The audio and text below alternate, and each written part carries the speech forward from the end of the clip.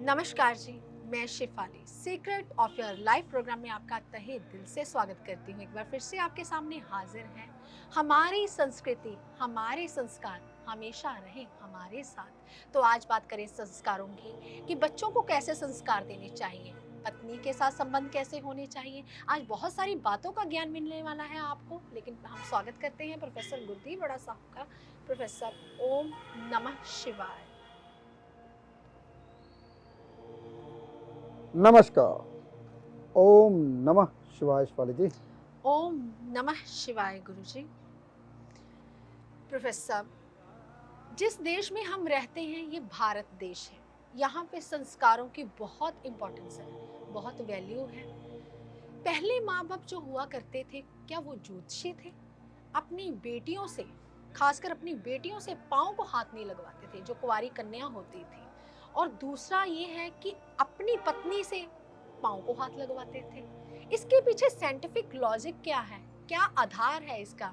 क्या ज्योतिष में इसका कोई साइंटिफिक रीजन है प्रोफेसर? बहुत से पूछो शिवाली जी, आपने बात की संस्कारों की। जो पहले हमारे बुजुर्ग थे, अगर मैं आज से 200 साल पहले की बात करूं या 300 साल पहले की बात करूं, हमारे संस्कार बहुत ज़्यादा हमारे साथ जुड़े होते थे। लेकिन आजकल संस्कारों से दुनिया परे जा रही है, संस्कार भूलते ही जा रहे हैं। लेकिन शिवाली जी ने बहुत अच्छा पूछा जी।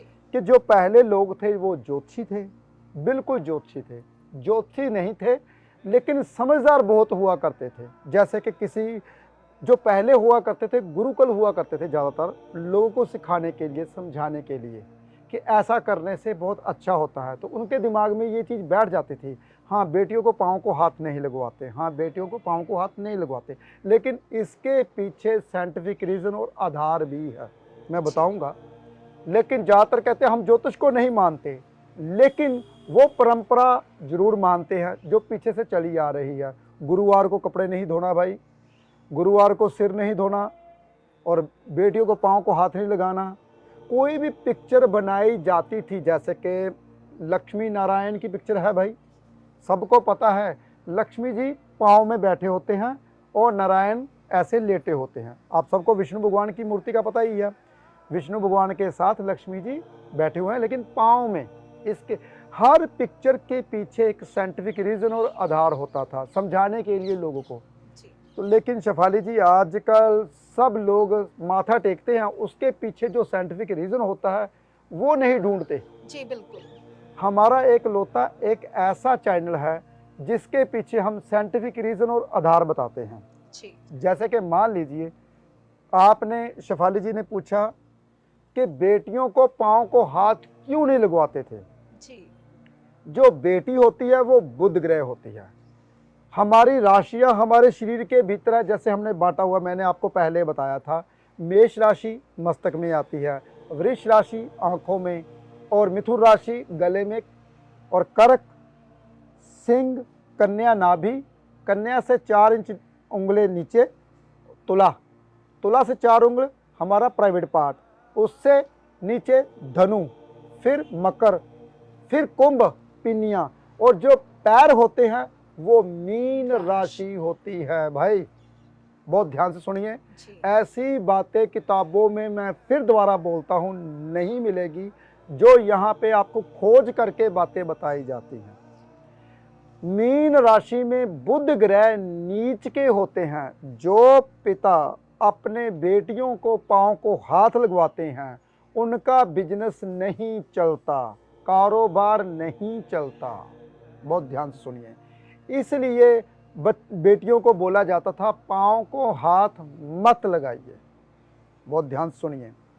और दूसरा सवाल शेफाली जी ने पूछा कि आप अपनी पत्नी को पाँव को हाथ लगाते थे। मैंने फिर दोबारा बोलता हूँ, जो पत्नी होती है वो शुक्र ग्रह होती है। जी।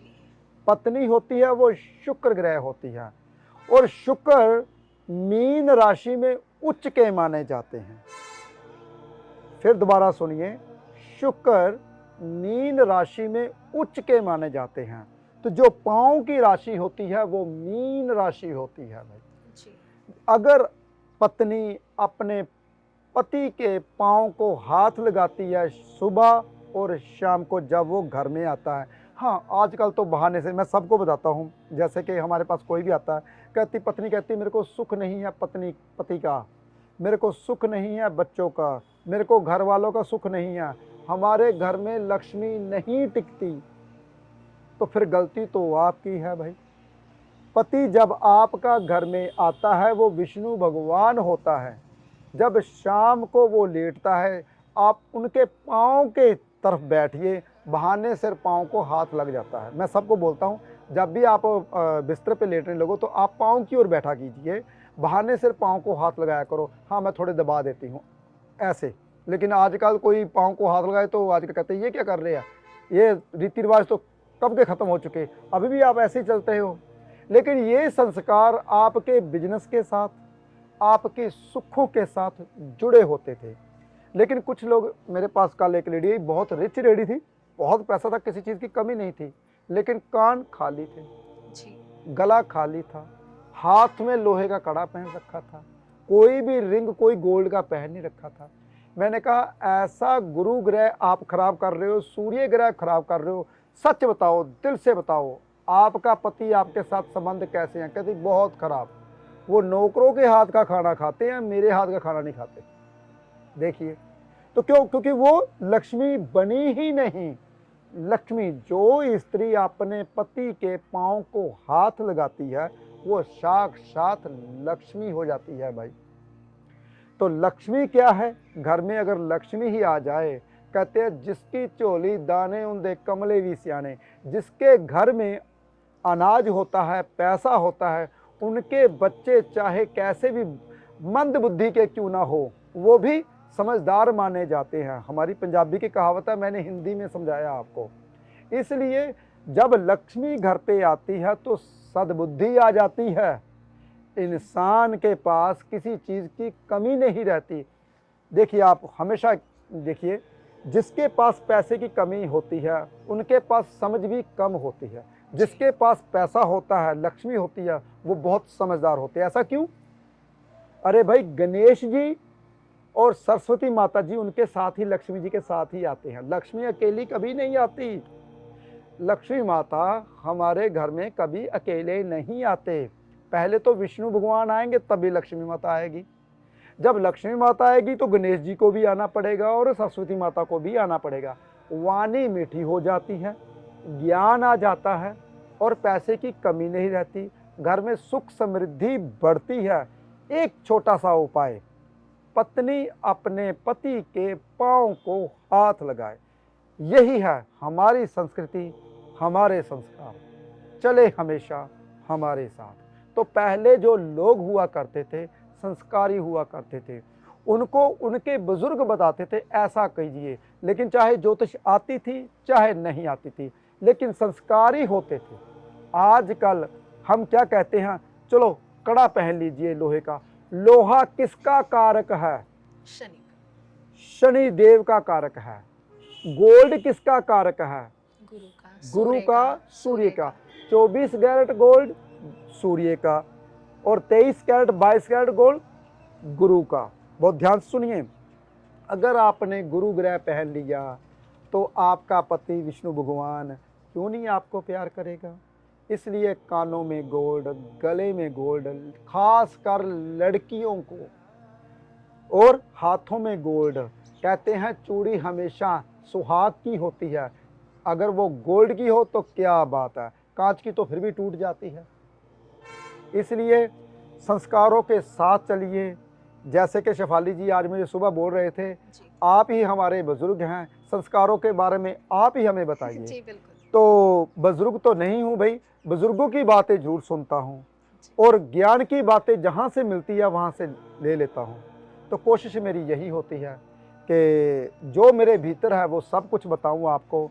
जितना कुछ मैं अंदर बांटता हूँ उतना ही भगवान मेरे को 2-4 गुना और दे देता है। जो लोगों के पास जितना जितना ज्ञान है, अगर दिल से लोगों को देना शुरू कर दें, वो बहुत बड़े ज्ञानी हो जाएं। भगवान उसका घड़ा कभी खाली नहीं करता। आप अपना ज्ञान का घड़ा खाली करोगे अंदर से, तभी और आएगा। नहीं आएगा, क्यों नहीं आता? क्योंकि आप अपने ज्ञान की बातें बताते ही नहीं। और ज्ञान कहाँ से आएगा। इसलिए बेटी को कभी पाँव को हाथ नहीं लगवाना चाहिए और पत्नी को हमेशा कहना चाहिए पाँव को हाथ लगा, आशीर्वाद देना चाहिए, ताकि वो साक्षात लक्ष्मी है बन जाए, आपके घर में पैसे की कमी ना रहे। प्रोफेसर साहब, गरुड़ पुराण में भी 16 संस्कारों की बात की गई है, तो उनमें से भी एक संस्कार है, वो है नामकरण। जब बच्चा पैदा होता है ना, तो लोग क्या करते हैं, अपने हिसाब से नाम रख लेते हैं, कुंडली के हिसाब से नाम नहीं रखा जाता। इसके पीछे का लॉजिक बताइए आप। शेफाली जी, जो नामकरण होता है वो राशि के हिसाब से ही होना चाहिए। जी। देखिए, आप कितने इंसान मेरे को देख रहे हो, जिन्होंने अपनी कुंडली के हिसाब से नाम रखा है, उनको एफर्ट कम करना पड़ता है। जी। जिंदगी में संघर्ष तो हर इंसान को करना पड़ेगा, लेकिन जो कुंडली के हिसाब से नाम नहीं रखते, चंद्रमा कौन सी राशि में बैठा हुआ है, चंद्रमा जौन सी राशि में बैठा होगा, अगर वो नाम रखते हो तो आपकी ज़िंदगी में जो संघर्ष होते हैं वो 50% कुदरती भगवान कम कर देता है। तो कहते हैं जो इंसान कुंडली के मुताबिक नाम नहीं रखते, जैसे कि मान लीजिए मेष राशि थी, कुंडली के हिसाब से उनका नाम आता था एल से, और उन्होंने नाम रख लिया जी से। जी राशि जो होती है वो कुंभ राशि यानी कि शनिदेव की, मंगल की राशि लेकर आया था राजा, और राशि रख ली कौन सी, शनि की, लेवर वाली। वो जिंदगी भर लेवर करेगा। क्यों? क्योंकि मंगल की राशि होगी, नाम जी से होगा, शनि से सब उसको बुलाएंगे, तो मंगल कभी भी कामयाब नहीं हो पाएगा, यानी कि सुख नहीं दे पाएगा, मंगल कार्य घर पे नहीं हो पाएंगे। जब मंगल की साढ़सती खत्म होगी तो क्या होगा, मेष की साढ़सती, जब जैसे ही कुंभ राशि की साढ़सती खत्म होती है तो मेष राशि के ऊपर साढ़सती लग जाती है। बहुत ध्यान सुनिए, जैसे ही कुंभ राशि की साढ़सती खत्म हो गई, शनिदेव कुंभ राशि के ऊपर आए और मीन राशि के ऊपर आए। मीन राशि के ऊपर आए तो दो दो साढ़सती को सहारा, दो दो राशियों का दंड मिलना शुरू हो जाता है। जैसे कि कुंभ राशि के ऊपर साढ़सती जा रही थी, मेष राशि के ऊपर साढ़सती आ चुकी है, तो ऐसे इंसान बहुत पीड़ित हो जाते हैं। कुंडली के मुताबिक ही नामकरण होना चाहिए। पहले हमारे जो संस्कार होते थे, बहुत ज़्यादा लोग समझदार हुआ करते थे, ज्ञानी हुआ करते थे। आज हम सब ने संस्कारों को कहते हैं कि मिट्टी डाल दी संस्कारों के ऊपर, कोई भी संस्कार नहीं करता। 16 संस्कारों की तो बात अलग है, आप 8 संस्कार भी नहीं करते, 8 संस्कारों की तो बात ही अलग है, 4 संस्कार भी नहीं करते। तो अगर संस्कारों में रहते हो, माँ बाप का कहना मानते हो, जो इंसान बुजुर्गों का कहना मानते हो, दादा दादी के पास बैठते हो, जो इंसान, जो बच्चे, तो उनको संस्कारों की कमी नहीं रहती।